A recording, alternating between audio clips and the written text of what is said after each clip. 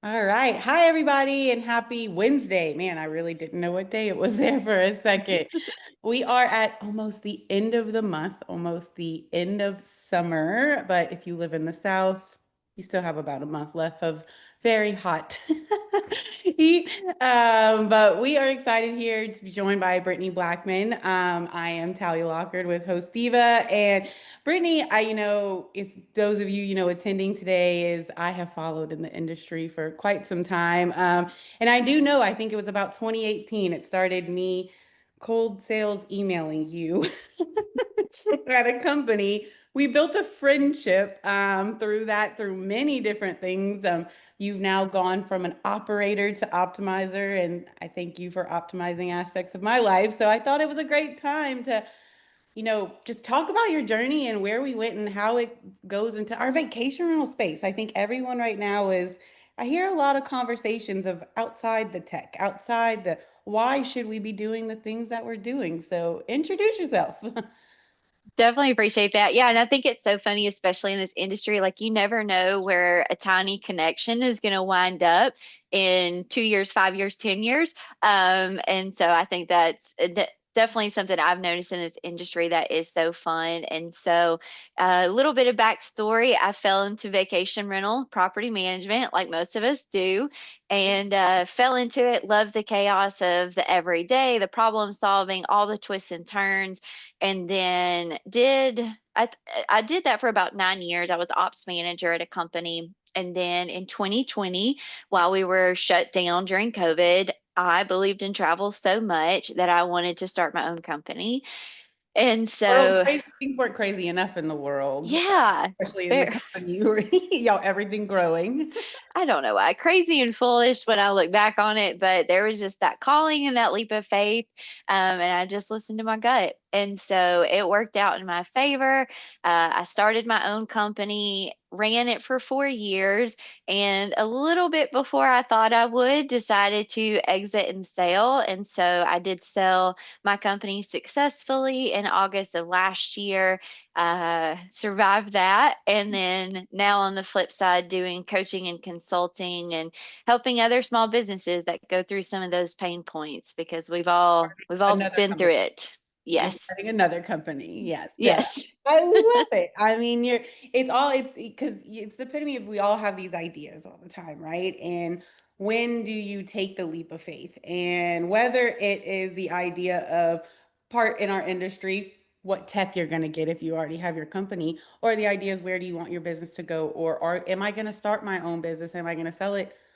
What emotions do you feel around that, right? And how do you even start to navigate those areas, right? And that's what we're here today for, right? And it's be about 30 minutes long, so a couple housekeeping tips. After we will have a blog recording, will be shared, everything will be out there, snippets and tips from Brittany. But what's the meat of what we want to talk about, right? And it is, what does growth look like, right? What does it look like behind the shiny tools, but also being aware of things like, what's it called, shiny object syndrome. That's what it was. And that's a big thing we hear all the time. The emotions behind those decisions in our space, but not just our space. You and I really did talk about everything we were talking about when it came to this webinar. I remember you seeing a light bulb. You're like, this isn't just our space, right? This Mhm. is as a business owner, as not even a business owner, as someone who wants drive, motivation, and you are trying to grow, right? From one step to another, right? How do you take those steps forward, right? I think that's a big thing. So to get us started, start with mind shift is what I'm thinking here. So, I think it's a good thing. When do you start from hustling to survive to strategizing to scale, right? So, at what point do you like take everything that you're hustling and you go, go, go, go, go? Do you stop and say something has to change? I love it, and I think it looks different for everybody. But I think what I heard and what resonated in what you said is you've got to do that at some point in your business. So what I mean by that is we have all these ideas. We're in 2025 now, so we hear a lot about tech and AI. As you mentioned, like that shiny object syndrome, and so it really is like, at what point are you going to stop and think about it? If you've never stopped and thought about it, it's coming up. You're going to have to do it. If you're in a place where you're really looking of, okay, what are the next steps, then understanding like that's part of that strategy. Mhm. And so again, I think it looks different for everybody, but it'll catch up with you at some point is what I'm trying to say. So if you don't stop and think about it right now, as you get into business, and a lot of us just have this passion and this energy, and we want to provide this service or this product, and that's the exciting part of business, but we don't really stop and think about, how do I actually implement this without the overwhelm?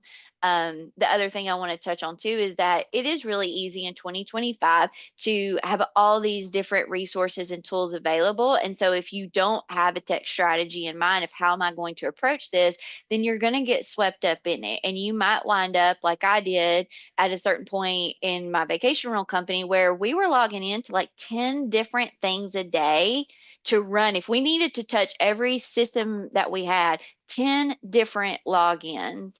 And the thing is you don't realize it until you've got that tidal wave of, oh my gosh, there's just all of this stuff. I think that's a good place. And I think there's like three buckets where your mind can be in right this, right? Because I think if you feel like you have 10 logins, or maybe you don't, right? Your tech stack works for you. Like there is no headache for your team. Everything's going well, right? There is a contentment in where you are. You can stay still, right? You and I talk, what if staying still is better in that area, right? Like that's okay, right? If everything's working for you, this may not be it, right? But a lot of people are in two other buckets, right? Like one where we haven't even thought about a tech strategy, right? We've been just kind of bringing them on as we go. Maybe we picked the same tools we always used before because it made sense and we had the relationships. So they're very much in the beginning strategy of it, or they're in a place where it is not working. What they currently have is not working, but like you said, each day they have to go and hit 10 different things, right? So you have to sit there and say, like you, right. Either it's not bothering you, but if it's bothering you today and you don't already have some kind of strategy as to how to solve for that problem, now's probably the time. In 2025, like you said, great thing, AI, right? It's not just the tech. Like there's what, 500 PMSs. There's so many maintenance and housekeeping softwares. Now there used to be three revenue management tools, and now there's like 10 AI tools, right? That's out there. So when we say strategy, like it really is getting down to what do you need for your business and how do you solve that, right? Do you remember, like, how do you kind of like, how do you go get through the noise, right? Whenever it comes to looking at like new tech or what the best tech is for you at that time. Yeah, so I'm going to share everything not to do because that's how I did it, Yes. right? Because that's what happens is you start listening. So you consume podcasts, you go to industry events, and there's all the shiny objects. And so you just start going, oh my gosh, I never knew I needed that. Let's add it in. And so that's what happened. That's how I wound up with 10 different things. And so I think there's a few different things in that of number one, like, do you even have the systems and processes written down? Like, do you even understand the flow? Because I think a lot of times people hear technology and they think it's going to solve all their problems, but in reality, they actually haven't gone through and written down, not just in your head, because Mhm. the thing is as you grow your team, things that are in your head cause that disruption later on. So it is like sit down with the team, or if you're intending to grow your business, even if it's another person, it doesn't have to be a whole team of people. Like, have you written down all the different flows and looked at where are gaps coming in? Where can we have time saving things? And at the end of the day, deciding on tech the skill set is delegation. Are you delegating your task to a person, or are you delegating your task to tech? Um, You and said with that perfectly. Oh, thank you. I thought a lot about this. and as you're analyzing, like, here's all the things that I do in the day, here's where the gaps are, here's what's pulling my time. Then you can start going, okay, are these repeatable things where I think that's where automation and where tech comes into play, or are these things that really need a touch point, really need personalization, and that might be when it's really a human that might be best at that, or advanced technology. And so you really do, like, I hate to say it, but you've got to go back to the fundamentals of just writing down the different systems and processes in place, or where that growth, I would like to communicate with my owners and guests Mm. in a certain way. And I I want to hit on, oh, go so ahead. I was like, it's so important just to have that log of them, right? Too. I Yes. think like I think it would take a lot of anxiety off of people, right? Because oftentimes I do demos all day, every day, right? And I'm like, what is your tech stack? And it's like a deer in the headlights.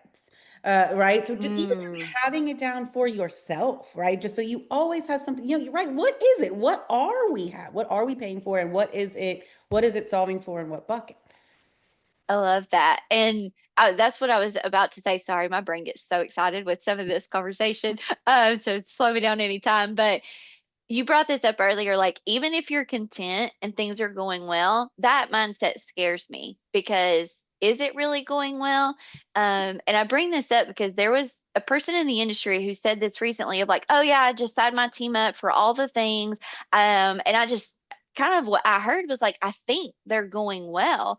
Well, are you actually communicating with the team, and are you asking them, hey, what's working? Just because it's in place and nobody's telling you there's a problem, you've got problem solvers on your team, so they're probably just dealing with it. They've created workarounds. It's just become what the system does, but that doesn't mean that it's a pain point. It's, drawing payroll to deal with those things. So I think even if you're content, you should at least annually, if not biannually, be checking in with, okay, here's all of our tech. Hey guys, what's working, what's not within this tech? And if you get the thumbs up and there's no room, like, great, then it's okay. But still having those check ins, don't just assume because nobody's saying, your team's not bringing stuff to you, that everything's working correctly.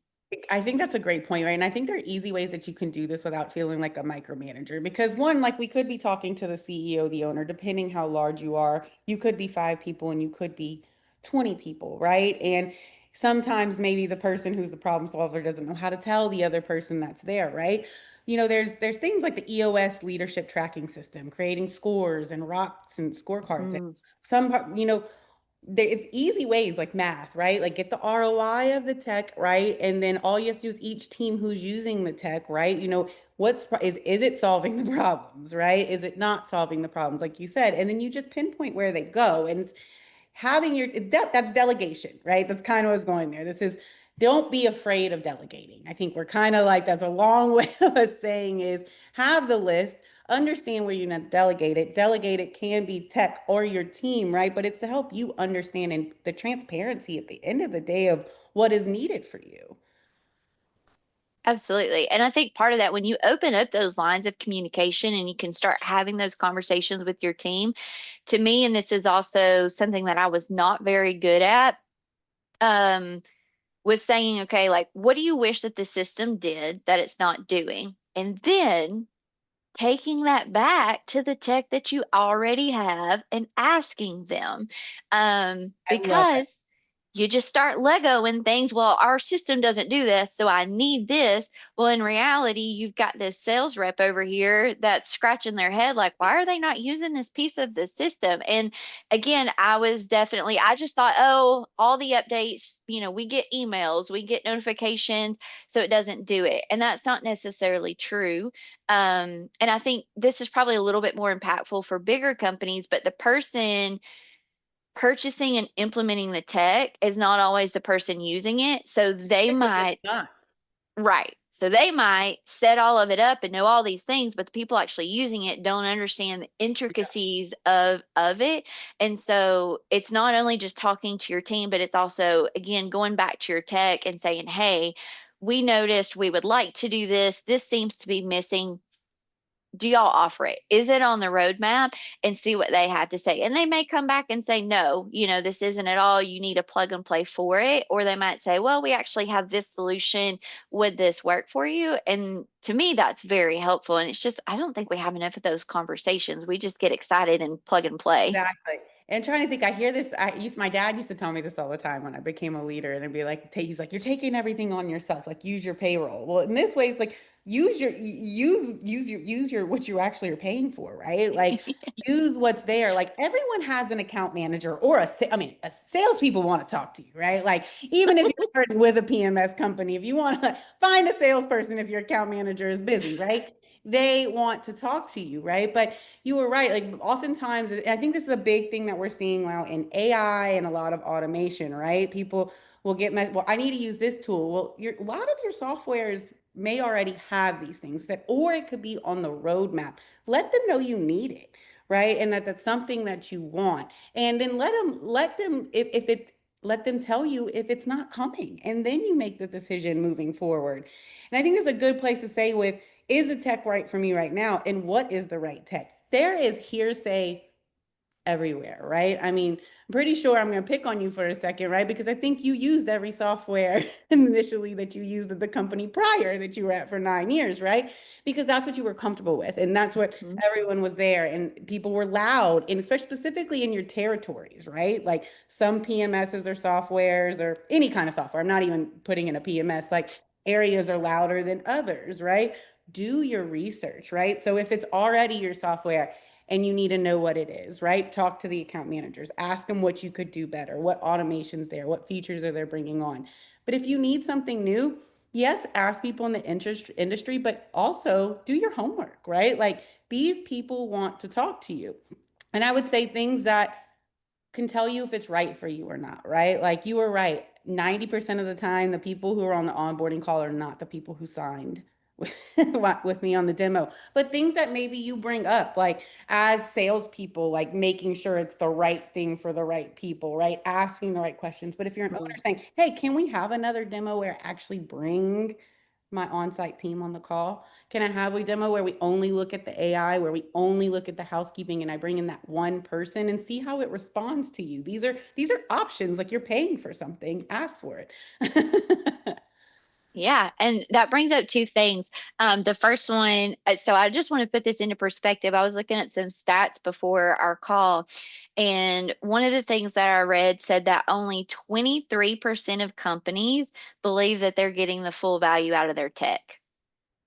Only 23% of companies feel that way. So look at that whole, like, how much money are you spending? And we all know tech is, it requires time, Hmm. learning processes, implementation, fixing. It's never perfect. It's never what's been sold to you, right? You have to adapt it to your business. So like that, when I saw that number, I was like, this is a huge problem, like, that we have. Um, and then there was a second piece of that you were talking about. That's wild. I think that's crazy. And I see it all. I see it all the time, right? Like it's always there. And like my husband and I both work for PMSs in this industry.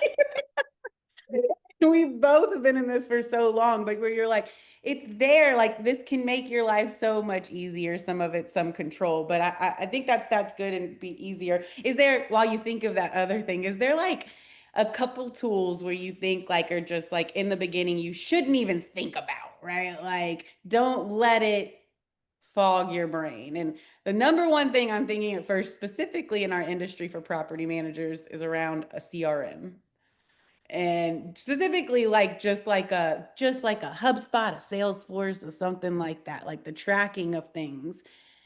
Because what I've noticed is a lot of the PMSs do this for you, right? Mhm. So this is kind of the cross section of what do you want out of a CRM, right? Are you using it just because you want to see all of your guests and your owner like names, you just want to track all that? Or are you emailing through there? Are you doing account management through there? Because again, a lot of PMSs are going to have all that information for you in a reporting. Yeah. I did remember my one thing, and what I was going to suggest is always ask if you can get a free trial of a software. Can I Yes. use it for 2 weeks? Do it 3 weeks?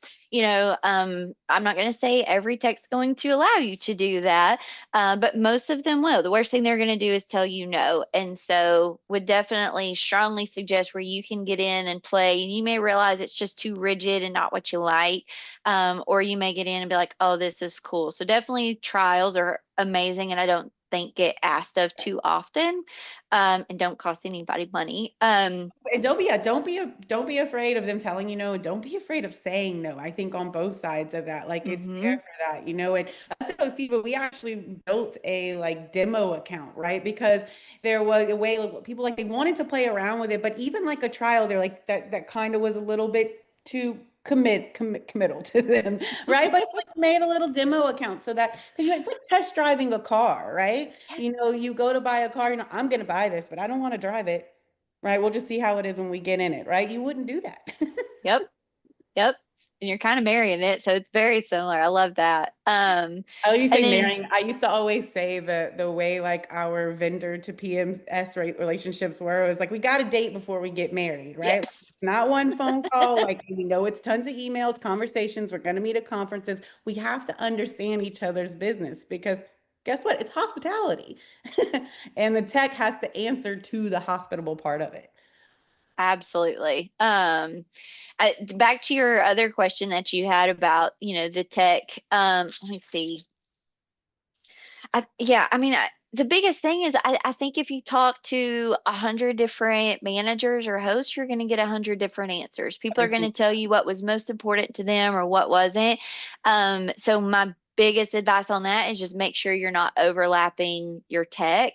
The other piece that I think is really important is you do not have a hospitality business if you do not have communication. So honestly, what I would start writing down are what are the different ways that you communicate with your guests? And if you are a property manager, what are different ways that you communicate with your owners and start building out some of that structure? I personally was very big on historical data with property management. So I always wanted to know what was happening in my property every single time a coffee maker broke or washing machine broke, because at the end of the day, the owner comes back and says, I replace this every 2 weeks. And it was really twice in 4 years. So historical data was super Yeah. big for me. So whether that's in a PMS, whether that's in an external operations software, again, you got to kind of write that down, see what makes sense for you and what options you have. But it was the communication and it was being able to have that historical data, to always know what was happening in those properties. Because the reality is you can't remember every single property and your staff is going to change, and you don't, to me, it is a huge liability if your staff retains all the information in their head. So having again, the PMS or the software, the tech that can help you control your asset is the vacation rental. So what's controlling the whole historical data of all of that?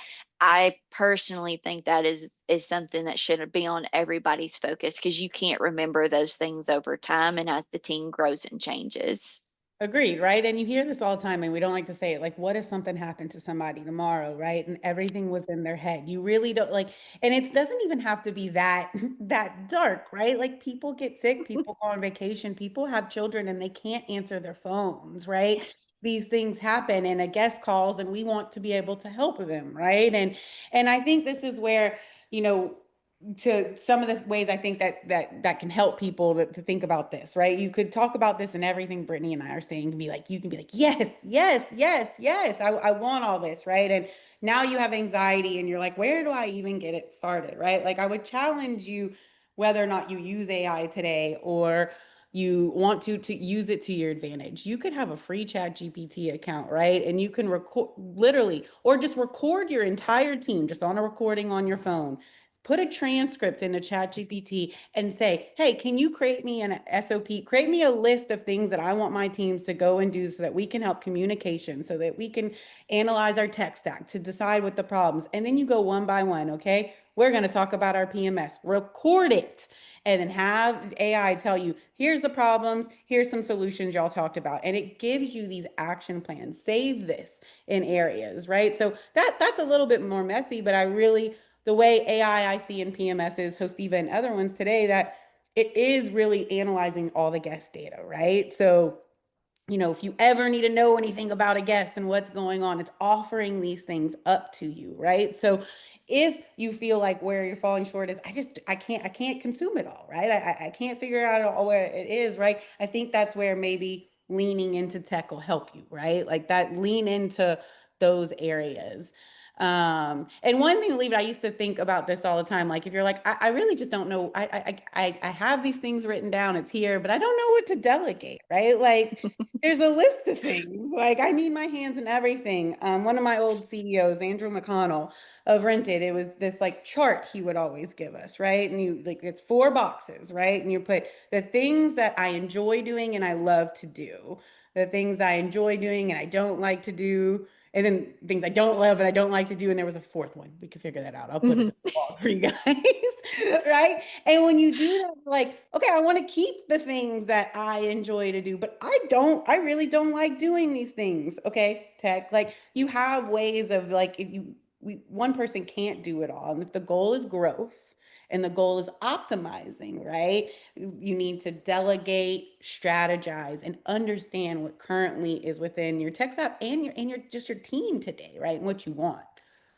Yeah. And I'm just going to circle that back to where we started with this conversation.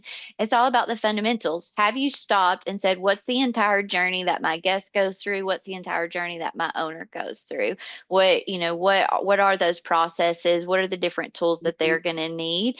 And yeah, I mean, it all starts there. And I would just say sometimes you just don't know till you get in it. And I know that's like the hard truth of it. But I was the person that would try to do things a little bit painfully and then just write it down, getting it out so it's all out on paper. And like you're saying, like using different delegation and time management tools to understand those things of what needs me versus what doesn't, are definitely it's the fundamental structure. And I say all that to say it sounds easy. The hardest the hardest thing people have with it is just creating the time for it because business doesn't stop Time. and business isn't going to stop. So that's the harsh reality of this. Again, circling back to the beginning, it's do you want this to catch up with you and do you want to be reactive to this or would you rather be proactive and say we need to strategize on the tech and the processes that we have and give yourself the intentional time. Nobody's going to give it to you. So Mhm. you just have to decide if you want to pay for it with time or money. You got to find the time, right? And that's what it is. And especially like you said, business will never stop. Guests don't sleep. I mean, guests are always coming in, things are always going on, right? But even I've worked at many large companies, right? And I have always had a quarterly leadership team meeting where we have one next week and it's one day it's 2.5 hours, the next day it's three, right? Because it's important. It is Yeah. important that everyone is dialed into what's going on. And even was at Verbo Expedia, those were, I remember how painful they were, right? But now as I've grown in my career, right, how important, how awesome it was that they actually even let us know what was going on, as individual contributors, like, because you're always wondering who's doing this, who's doing what. Well, that's what this is for. And if you take anything from this, it's write it down, right? Write it down, Mhm. right? Write down your strategy, write down your tech, write down how you're feeling, right? I mean, if I've learned anything, if you're having a hard time, write it down. Yes. It's It's really, very therapeutic. as I'm looking at my long list I wrote down before this call, it was therapeutic.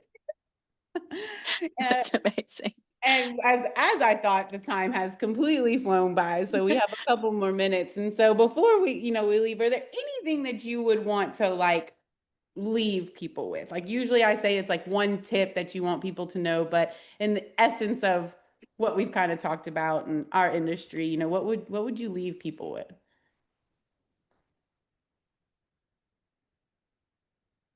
Listen, get different viewpoints, but give yourself the time and the space to then like let it soak in and go, what's best for me? What do I need? And again, it just rolls back into there's just so much noise out there. There's so many different products that can absolutely help you. And it's very noisy. And so I don't think that's going to go away anytime soon. And Yeah. so I think there's amazing benefit, and especially in this industry, people willing to talk about things and saying, "Hey, what's in your tech stack? What did you start? What would you get rid of?"